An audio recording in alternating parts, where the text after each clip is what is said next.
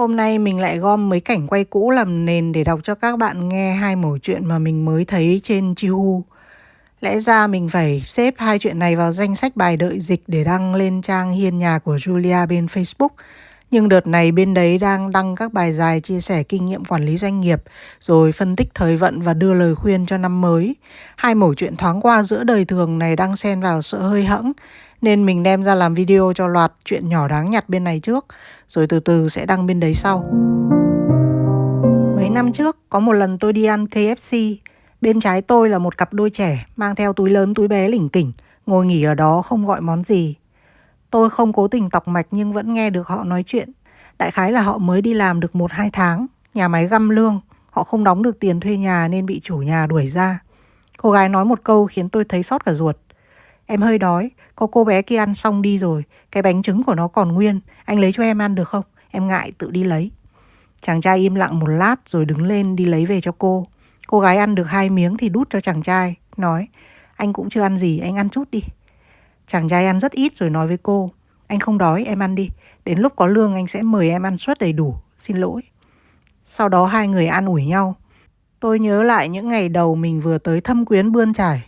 Tôi đặt trên điện thoại một suất xô gà gia đình, thêm một combo cho 2 người. Ở phần ghi chú tôi viết: Khi đưa đồ, nhờ nhân viên nói nhỏ với họ là cửa hàng đang có chương trình tặng miễn phí, chỉ lần này thôi, đừng để họ nhìn thấy hóa đơn. Đặt xong, tôi vẫn không yên tâm, sợ nhân viên không để ý ghi chú nên lại ra khẽ dặn các em ấy lần nữa. Hai nhân viên bê đồ ra, ngoài phần đã đặt, họ còn tặng thêm cho cặp đôi 2 cây kem ốc quế, rất dễ thương. Tôi ngồi ở bàn bên cạnh, nhìn hai người họ hốt hoảng nói là mình không gọi món gì, rồi ngạc nhiên, rồi từ chối, rồi cảm ơn liên tục. Họ vừa cười vừa ăn ngấu nghiến, nhìn nhau cười. Tôi năng lực có hạn, không làm được gì hơn, chỉ mong họ có thể ở bên nhau thật lâu. Một tình cảm cùng nhau trải qua mưa gió, ắt sẽ rất vững bền. Mấy năm trước, tôi có chiếc máy giặt để không, mua về chỉ dùng 1-2 tháng rồi bỏ xó mấy tháng liền. Để thì chật nhà, cho người thân quen lại sợ họ ngại. Thế là tôi đăng lên Xiên Nhúy. Xiên Nhúy là app rau vặt thanh lý kiểu như chợ tốt ở ta. Tôi để giá rất thấp, vừa đăng không lâu đã có người liên hệ. Người đó tự giới thiệu là con gái. Khi nhắn tin trao đổi, cô gái rất lễ phép. Cô hỏi có thể đến nhà tôi lấy được không? Tôi bảo được. Chốt giá xong hẹn địa điểm, cô gái nói: Em có thể đến hơi muộn được không? Khoảng 10 giờ tối, em làm ở xưởng, hơn 9 giờ mới tan ca. Tôi bảo không sao. Tối 10 giờ cô gái đến cùng một chàng trai, nhìn như một cặp đôi trẻ, chắc chưa đến 20 tuổi.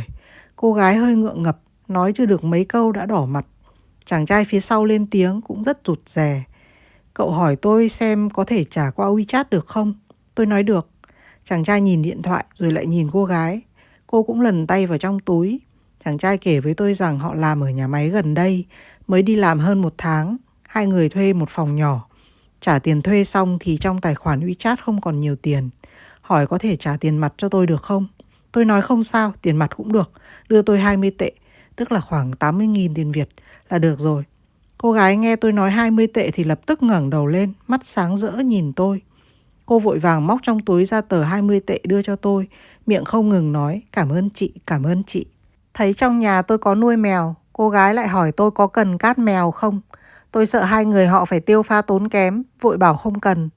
Nhưng cô gái nói đồng nghiệp của cô có mở một cửa hàng nhỏ bán hạt và cát mèo. Giờ không làm nữa nên còn tồn rất nhiều cát mèo muốn cho đi. Cô ấy có thể mang qua đưa tôi miễn phí.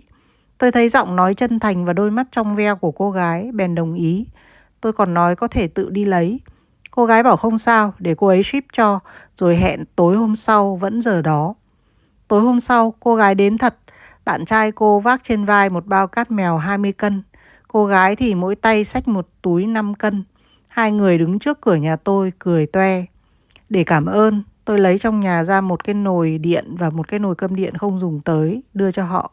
Họ không nhận, kêu là có chiếc máy giặt hôm qua đã tốt lắm rồi. Tôi nhất quyết đưa họ mới nhận. Mỗi người xách một món, vui vẻ ra về. Nhìn dáng vẻ hớn hở của hai người, tôi chợt thấy ngưỡng mộ tâm thế của họ. Dù cuộc sống nhọc nhằn, vẫn tràn đầy hy vọng, lại biết đủ, vui vẻ.